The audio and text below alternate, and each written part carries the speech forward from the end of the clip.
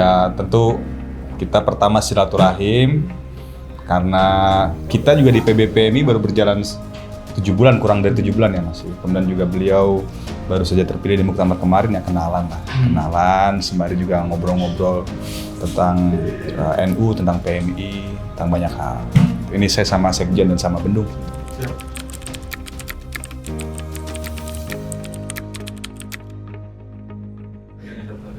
PMI adalah Nahdlatul Ulama, tetapi berbicara tentang hubungan organisasi, PMI itu independen. Nah, kemudian terakhir di Kongres Pondok Gede itu ada hubungan interdependensi dengan Nahdlatul Ulama. Jadi secara substansial kita gerakan, kemudian ideologi, sejarah, dan pada faktanya juga ketika ada hajat-hajat NU ataupun kepengurusan NU ya selalu elemen PMI menjadi salah satu unsur penting di situ begitu. Enggak, pada intinya wacana ini berkembang dan dibahas oleh cabang-cabang, komisariat, senior dan lain sebagainya. Tapi kembali yang memutuskan bagaimana itu Kongres, bukan saya.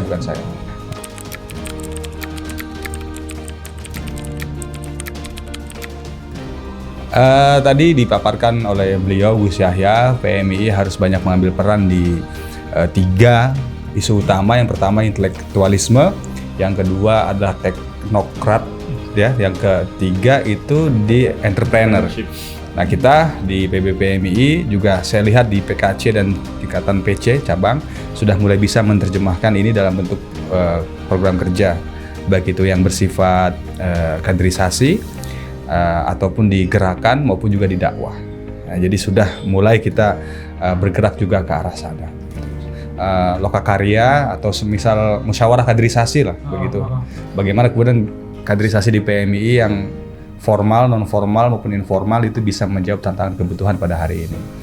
Juga yang lebih penting tadi masalah keprofesian, bagaimana juga keprofesian yang ada di PMI itu sudah mulai bisa dikanalisasi dalam satu wadah atau satu bentuk yang itu nanti kedepannya bisa memiliki manfaat secara jaringan. Dan tadi memang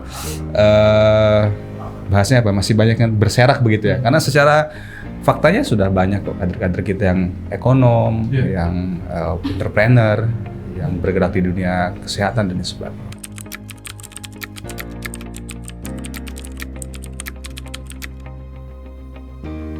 Kalau saya sih menantang ya ke kader-kader se-Indonesia untuk menuliskan kira-kira apa argumen untuk masuk ke Banom NU atau tetap interdependen seperti sekarang. Jadi saya mengajak kepada kader-kader se-Indonesia untuk menuliskan alasan-alasan kenapa kita harus masuk, kenapa kita harus independen, yang nanti akan dibahas secara formal di Kongres depan gitu. Jadi kan kita tuh gini, selalu ditanya kita masuk NU jangan.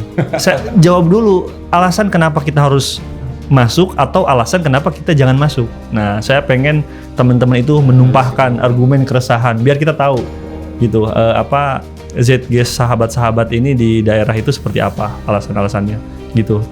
Tentu dengan kalkulasi misalkan apa manfaat-manfaatnya lah, apa gitu manfaatnya atau apa nggak mudaratnya nggak ada sih saya kira.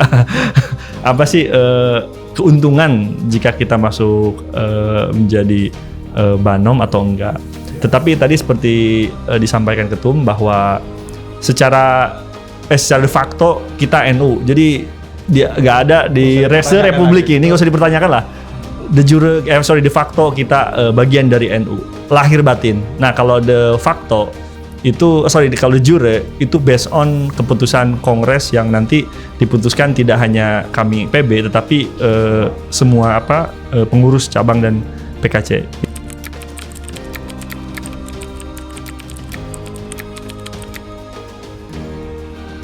Ya kalau di BPPMI sih sebenarnya kita memang tetap harus memang bicara tentang kemandirian ekonomi terhadap organisasi. Jadi kalau bicara tentang independen, kalau kita tidak mandiri pasti mudah terintervensi kan begitu.